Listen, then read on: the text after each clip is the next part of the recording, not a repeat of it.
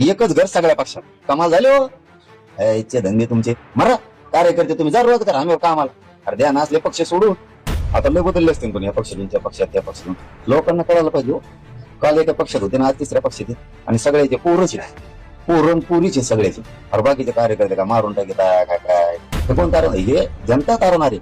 जनतेने ठरवलं यांना त्या पदावर ठेवायचं तरी राहू शकतो. जनतेने जर ठरवलं 29ला आउट घरी कुशाल घरी आणि मग काही बदल झाला असेल त्यांच्यात मला माहित नाही. मग ते जर बोलले नसतील असं जर तुमचं म्हणणं आहे शिंदे साहेब किंवा कोणी पहिल्यासारखे शिंदे साहेब राहिले नसतील.